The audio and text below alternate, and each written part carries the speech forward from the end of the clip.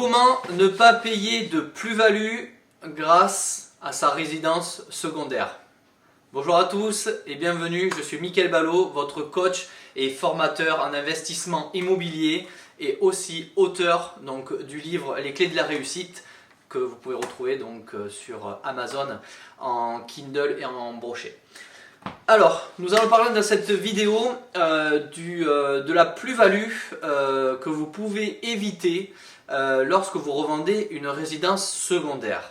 Alors, tout le monde dit, c'est normal, tout le monde n'est pas formé, tout le monde ne le sait pas, mais il est possible de ne pas avoir de plus-value à payer en revendant donc un bien, une résidence secondaire.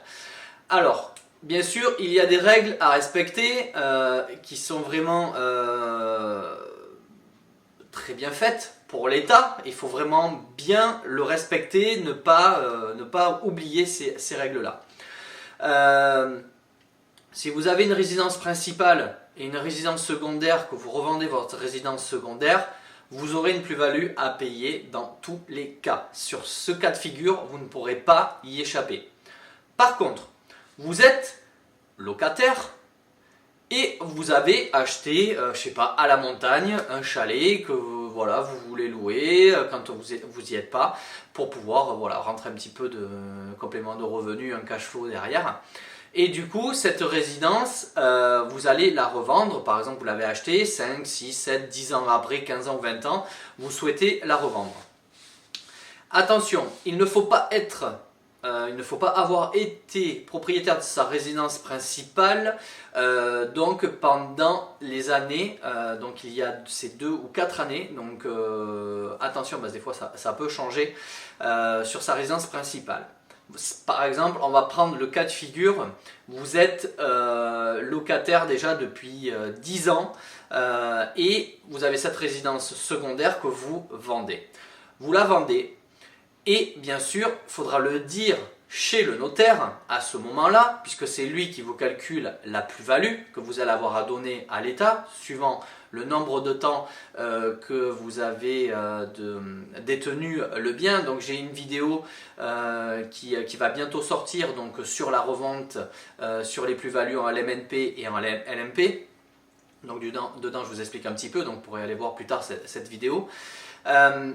Ce qu'il faut bien dire, c'est que cette plus-value, par exemple, vous achetez un bien 100 000, vous le revendez 200 000 au bout de 5 ans. Vous allez être taxé à hauteur de 36,2%, donc qui est la CRG, CRDS, des plus-values, ça vous n'allez pas y échapper. Sauf que là vous dites au notaire, oui par contre, attention, nous on veut par exemple acheter ou faire construire notre résidence principale. Il faut que dans les 2 ans suivant la vente de votre résidence secondaire, vous puissiez le faire.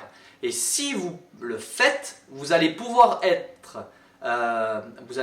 ne pas payer cette plus-value parce que vous la transférez sur votre résidence principale. Et ça, c'est autorisé. Sauf que c'est très peu connu. Voilà, si on ne connaît pas, on ne le sait pas. Si vous ne le dites pas au notaire, le notaire il ne sait pas que vous êtes en location depuis des années et que pour vous mettre enfin chez vous, de pouvoir profiter de cette plus-value. Donc c'est-à-dire par exemple les 100 000 euros vont au lieu de payer 36 200 euros à l'État et vous récupérez la différence, donc 63 000 et quelques euros, vous allez pouvoir prendre ces 100 000 et vous allez pouvoir les réinvestir dans votre résidence principale. Voilà. Mais il ne faut pas avoir eu de résidence principale, donc c'est 2 ou 4 ans, donc à bien regarder. De mémoire, je crois que c'est 4, mais je ne veux pas dire de bêtises, à confirmer. Mais voilà, le but de cette vidéo est pour vous dire que c'est possible. C'est pas parce que vous avez une résidence secondaire que quand vous allez revendre, que vous êtes obligé de payer cette fameuse plus-value. Vous pourrez vous en resservir pour une résidence principale, donc ça peut faire un super rapport parce que des fois on sait que sur les résidences secondaires on peut faire de très très belles plus-values, donc servir d'apport, servir pour tout ce qui est projet de la maison. Si vous voulez faire construire la maison, il en aura peut-être besoin pour la cuisine, pour la clôture, voilà, comme ça va être dans le projet entièrement global. Donc voilà, mais écoutez, c'était donc pour la plus-value sur la résidence secondaire. Si ça vous a plu, n'oubliez pas de me lâcher ce petit pouce bleu, ça me fait toujours plaisir. Vos commentaires en bas ainsi que toutes vos questions, c'est moi qui vous répondrai directement. Partagez au maximum cette vidéo, ça va aider des personnes autour de vous, peut-être qui sont dans ce cas, vous ne le savez pas. Et puis moi ça va m'aider aussi à être mieux référencé et à vous faire encore plus de contenu donc sur YouTube. Voilà, allez, à bientôt, salut les amis.